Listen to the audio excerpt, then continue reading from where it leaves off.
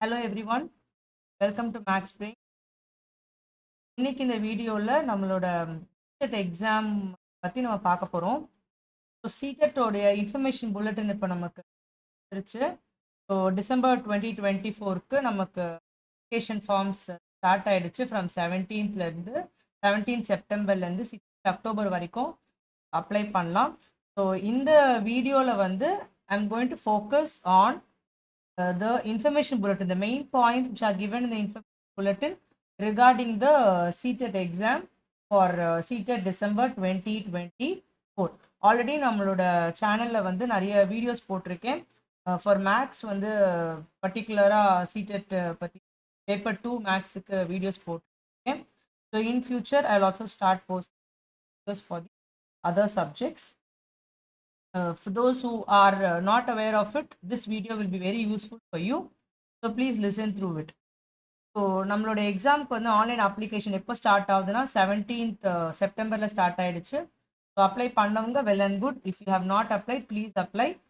Last date is going to be 16/10 தானே. So வந்து 16/10 நம்ம அப்ளை பண்ணிக்கலாம் அப்படின்னு சொல்லிட்டு don't wait till the last minute. Start applying as early as possible.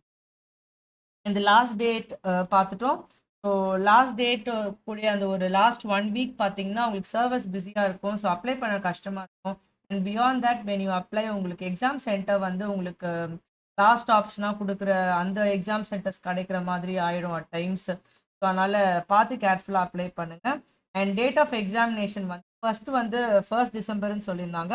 And now they have changed it to be over the 15th. And there are going to be 2 papers. So CTET exam வந்து பார்த்தீங்கன்னா 2 paper இருக்கும், paper 1 paper 2. So those who have completed your DTED, ஓகேவா? So DTED படித்தவங்க மட்டும்தான் you can apply for the paper 1.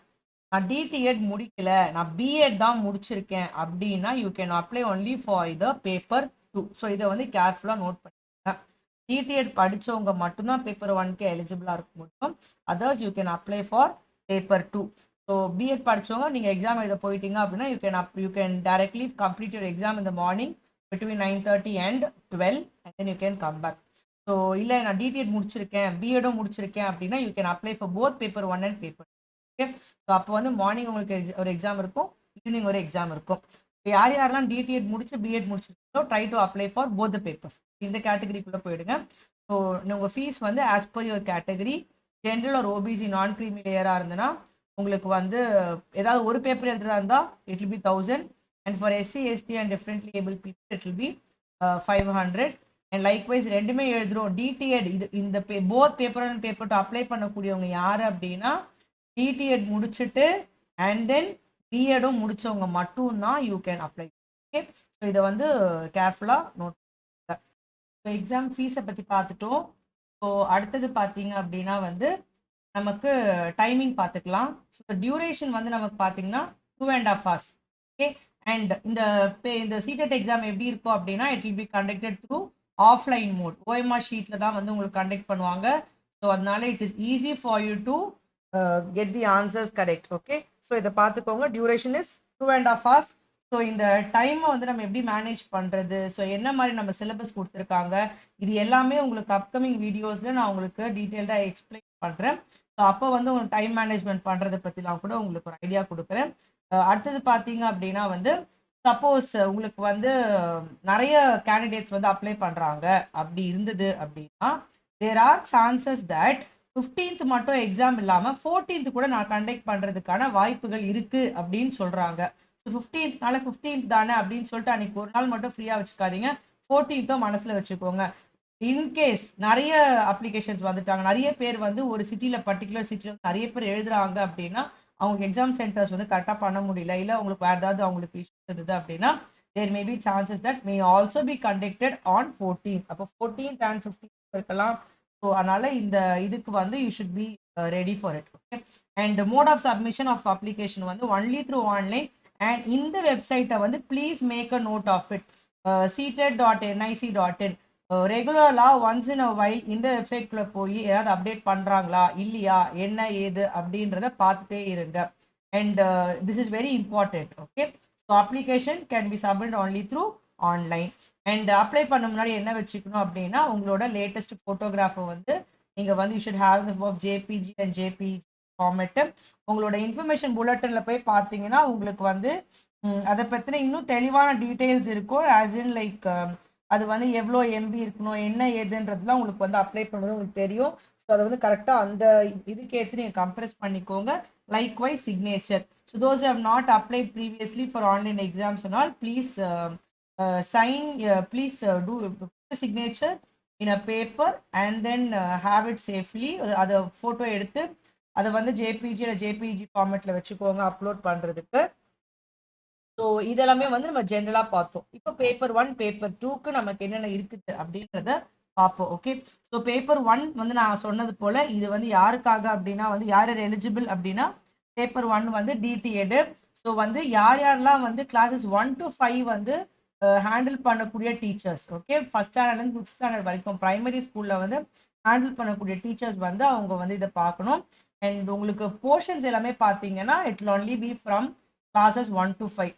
So for the subjects இதில் child development பெடகாலஜி வந்து உங்களுக்கு வந்து it will be based on your subject. Okay, நீங்கள் டிடிஎட்ல படித்த subjects உங்களுக்கு வந்து இருக்கும். உங்களுக்கு அது தவிர்த்து you will have to learn maths, environmental science, language 1, language 2. Language 1, language 2க்கு வந்து உங்களுக்கு நிறைய லிஸ்ட் ஆஃப் லாங்குவேஜஸ் கொடுத்துருக்காங்க. கிட்டத்தட்ட 20 லாங்குவேஜஸ் உங்களுக்கு கொடுத்துருக்காங்க. You can select any of these 20. இப்போ வந்து இங்கிலீஷ் நீங்கள் வந்து ப்ரைமரியாக இப்போ இங்கே எழுதுறீங்க அப்படின்னா மோஸ்ட்லி யூ செலக்ட் இங்கிலீஷ். அப்படின்னா the other language whatever you feel நீங்கள் எடுத்துக்கலாம். இப்போ தமிழ் எடுத்துக்கணும் அப்படின்னா நீங்கள் இங்கிலீஷ் அண்ட் தமிழ் எடுத்துக்கலாம். இல்லை நான் வேறு லாங்குவேஜ் எடுத்துக்கிறேன்னா you can take that. So that அந்த இன்னொரு லாங்குவேஜ் வந்து உங்களுக்கு கரெக்டாக இருக்கும். ஓகே, ஸோ உங்களுக்கு வந்து ஒவ்வொரு செக்ஷன் 5 செக்ஷன் இருக்கு. ஒவ்வொரு செக்ஷன் வந்து உங்களுக்கு 30 கொஸ்டின்ஸ் கேட்பாங்க. அண்ட் 30 எல்லாமே மல்டிபிள் சாய்ஸ் கொஸ்டின்ஸ் தான் உங்களுக்கு இந்த எக்ஸாமில். டோட்டலாக 150 மல்டிபிள் சாய்ஸ் கொஸ்டின்ஸ். அதுக்கு உங்களுக்கு 150 மார்க்ஸ். இதுக்கு உங்களுக்கு இருக்கிற டைம் என்னது 2.5 hours. ஓகே, 2.5 hours அப்படின்றப்போ உங்களுக்கு வந்து எவ்வளோ மினிட்ஸ் நீங்கள் கால்குலேட் பண்ணி வச்சுக்கிட்டீங்கன்னா உங்களுக்கே தெரியும் எவ்வளோ ஆகும் அப்படின்னு. ஓகேவா? ஸோ நெக்ஸ்ட் வந்து பார்த்தீங்க அப்படின்னா உங்களுக்கு வந்து பேப்பர் 2 இருக்குது. ஸோ பேப்பர் 2 அப்படின்னு பார்த்தீங்கன்னா you will have again 5 subjects உங்களுக்கு இருக்கும். ஸோ அதில் பார்த்த மாதிரி நமக்கு லாங்குவேஜ், சைல்ட் டெவலப்மெண்ட் பெடகாலஜி இது எல்லாமே காமன். ஓகே, ஸோ லாங்குவேஜில் 30 கொஸ்டின்ஸ், லாங்குவேஜில் 30 கொஸ்டின்ஸ், அப்புறம் சைல்ட் டெவலப்மெண்ட் பெடகாலஜியில் 30 கொஸ்டின்ஸ். ஸோ இது எல்லாம் போக உங்களுக்கு வேற என்ன கேட்பாங்க அப்படின்னு பார்த்தீங்கன்னா உங்களுக்கு 2 கேட்டகரியில் வந்துடுவீங்க. ஸோ யார் அப்படின்னு கேட்டகரி பார்த்தீங்கன்னா ஒன்று மேக்ஸ் அண்ட் சயின்ஸ் டீச்சராக இருப்பாங்க, இல்லை சோஷியல் அண்ட் சோஷியல் ஸ்டடீஸ் டீச்சராக இருப்பாங்க. ஸோ இப்போ வந்து மேக்ஸ் அண்ட் சயின்ஸ் டீச்சராக இருந்தாங்க அப்படின்னா வந்து they will be they'll have to write for mathematics and science together. நான் வந்து சயின்ஸ் டீச்சர் தான், அதனால வந்து எனக்கு வந்து இது மட்டும் தான் நான் வந்து பண்ண முடியுமா அப்படின்னா கிடையாது. ஸோ வந்து நீங்கள் சயின்ஸ் மட்டும் எழுத முடியாது, மேக்ஸையும் சேர்த்து தான் எழுதணும். ஓகே, அது போல் மேக்ஸ் டீச்சர்ஸ் சயின்ஸையும் சேர்த்து எழுதணும். உங்களுக்கு டோட்டலாக 60 MCQs. இந்த 60 MCQs எப்படி டிவைட் ஆகும் அப்படின்னு பார்த்தீங்கன்னா வந்து இட் வில் பி ஐதர் மேக்ஸ்லேருந்து உங்களுக்கு 30 இருக்கும், சயின்ஸில் 30 இருக்கும். சோஷியல் ஸ்டடீஸில் திரும்ப அதே மாதிரி வந்து உங்களுக்கு 60 MCQs இருக்கும். ஓகே, ஸோ இதுதான் வந்து உங்களுக்கு டோட்டலாக. ஸோ அகெயின் உங்களுக்கு வந்து எவ்வளவு 150 MCQs, அகெயின் இங்கே 150 மார்க்ஸ் இருக்குது. ஸோ உங்களுக்கு எவ்வளோ மினிட்ஸ் பார்த்தீங்களா? ஸோ மினிட்ஸ் எவ்வளோ வந்தது உங்களுக்கு? ஸோ லாஸ்ட்லேயே சொன்ன கால்குலேட் பண்ணுங்கன்ட்டு கால்குலேட் பண்ணி வச்சுருந்தீங்களா? ஸோ 2.5 hours அப்படின்றப்போ உங்களுக்கு வந்து 1 hourக்கு 60 minutes. ஓகே, அப்போ 2 hours என்னது இன்னொரு 60 minutes, அப்புறம் இன்னொரு 30 minutes. டோட்டலாக பார்த்தீங்கன்னா உங்களுக்கு 150 minutes இருக்கும். ஓகே, ஸோ 150 minutesல you are going to write for 150 marks, 150 questions. ஆவரேஜாக சொல்ல போனால் உங்களுக்கு 1 minute per question உங்களுக்கு கிடைக்கும். ஸோ இந்த டைம் மேனேஜ்மெண்ட் பற்றி நான் உங்களுக்கு இன்னும் டீட்டெயிலாக உங்களுக்கு வந்து லேட்டர் ஆன் உங்களுக்கு வந்து வீடியோஸ் போடும்போது I give you a good explanation. இதை பார்த்துக்கோங்க. Next language of the question paper என்னவா இருக்கும்? இப்போ வந்து நம்ம வந்து தமிழ்நாடு டீச்சர் எலிஜிபிள் டெஸ்ட் எழுதுறோம் அப்படின்னு பார்த்தீங்கன்னா ஸோ அங்கே வந்து பார்த்தீங்கன்னா உங்களுக்கு வந்து லாங்குவேஜ் வந்து உங்களுக்கு வந்து தமிழில் இருக்கும், அதுக்கப்புறமேட்டு இருக்கும். இங்கே வந்து பார்த்தீங்கன்னா இங்கேயும் வந்து the paper is going to be bilingual only. Okay, and பைலிங்குவலாக என்னென்ன இருக்கும் அப்படின்னா you will have both Hindi and English. ஹிந்திலையும் இங்கிலீஷ்லயும் இருக்கும். எல்லா கொஸ்டின்ஸுமே ஹிந்திலையும் இங்கிலீஷ்லயும் உங்களுக்கு கொடுத்துருப்பாங்க. So those who don't know Hindi please இங்கிலீஷை பார்த்து தான் நீங்கள் ஆன்சர் பண்ணி ஆகணும். ஸோ அதுக்கேற்ற மாதிரி நீங்கள் ப்ராக்டிஸ் பண்ணிக்கோங்க. அடுத்தது குவாலிஃபையிங் மார்க்ஸ். ஸோ முக்கியமான விஷயம் இந்த குவாலிஃபையிங் மார்க்ஸ் அப்படின்னா ஓகே.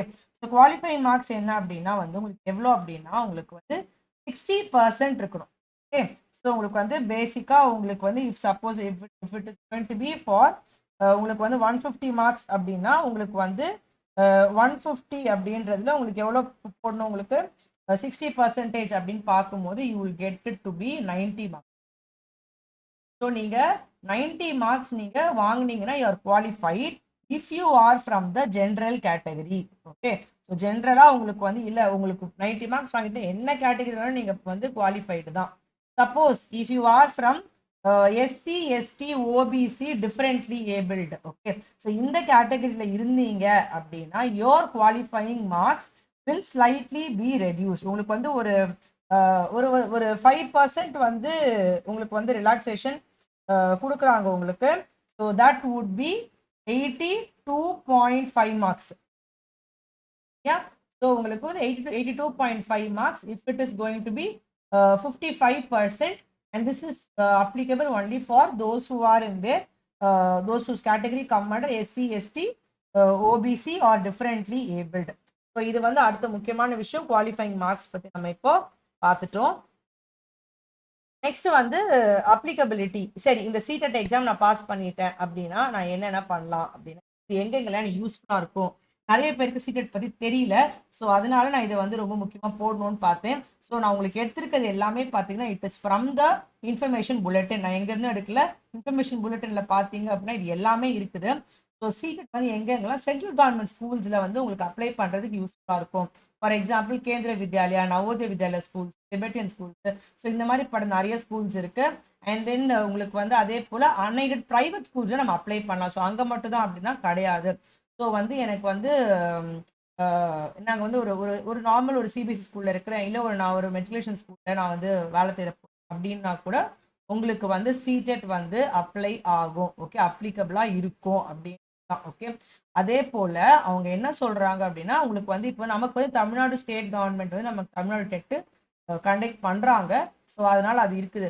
இல்ல ஒருத்தவங்க வந்து அதை கண்டக்ட் பண்ணல அப்படின்னா they can also consider CTET அப்படின்றாங்க. பட் நமக்கு வந்து இது நம்மளோட ஸ்டேட்டுக்கு இது அப்ளிகபிள் ஆகாது because we have our own TET exam, that is Tamil Nadu TET exam. Okay.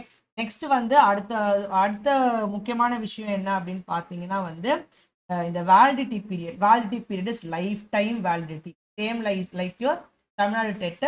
So the CTET certificate is valid for lifelong. ஒரு தடவை தான் எழுதணுமா அப்படின்னு கிடையாது, நீங்க எவ்வளோ வாட்டி வேணாலும் எழுதலாம். For want to boost your marks. Okay. இப்போ நான் ஒரு தடவை எழுதிட்டேன், எனக்கு வந்து 90 மார்க்ஸ் கிடைச்சிருச்சு, நான் பாஸ் ஆயிட்டேன், இன்னொரு தடவை எழுதலாமா, எனக்கு 100 மார்க்ஸ் வரும் அப்படின்னு நினைச்சீங்கன்னா திரும்ப கூட நீங்க எழுதலாம். So it is all up to you. One seated certificate is valid for lifetime. அது ஸோ நம்ம வேலிடிட்டி பீரியட் பார்த்துட்டோம். ஸோ அடுத்தது வந்து பார்த்தீங்கன்னா examination centres. Okay. So examination centres வந்து உங்களுக்கு வந்து 4 ஆப்ஷன்ஸ் நீங்கள் கொடுத்துக்கலாம். You are allowed to select 4 different options. So decide பண்ணி வச்சுக்கோங்க.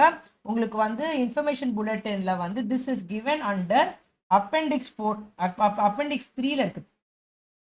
ஸோ அப்பெண்டிக்ஸ் 3ல வந்து உங்களுக்கு இந்த எக்ஸாமினேஷன் சென்டர்ஸ் பற்றின டீடைல்ஸ் இருக்கு. Please go through that before you apply so that you will be able to apply appropriately. Okay. So இதை பார்த்துக்கோங்க. So with this I am finishing this video. So details நீங்க enter பண்ணும்போது பார்த்து கரெக்டா ப்ராப்பரான details enter பண்ணுங்க. Because நாளைக்கு clear பண்ணிட்டீங்க அப்படின்னு வரும்போது suppose if your details R wrong there might be a problem with you for furnishing false inaccurate information. So apply பண்ண முன்னாடி நீங்கள் அப்ளிகேஷன் ஃபார்மை சப்மிட் பண்ண முன்னாடி ப்ளீஸ் அதை செக் பண்ணிக்கோங்க. And after you apply please save the application form. Okay. நிறைய பேர் வந்து இந்த அப்ளிகேஷன் ஃபார்மை சேவ் பண்ணாமல் விட்டுட்டீங்க. So save the application form. நாளை பின்ன ஒரு ஜாப்க்கு அப்ளை பண்ணும்போது சப்போஸ் உங்களுக்கு அது கேட்டாங்கன்னா உங்களுக்கு வந்து இது தேவைப்படும். So this is all about the பேசிக்காக உங்களுக்கு வந்து சீட்டை பற்றின ஒரு அவேர்னஸ் வீடியோ மாதிரி தான் இது. உங்களுக்கு என்ன ஏது அப்படின்றது.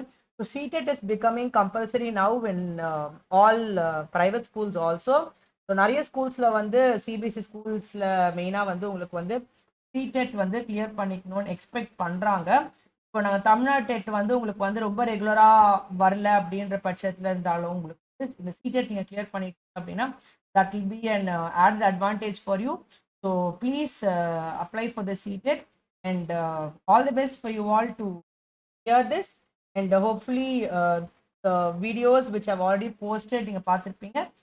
who are if you still need some more clarification, please give a comment so that I'll know what your requirement is all about. Thank you everyone.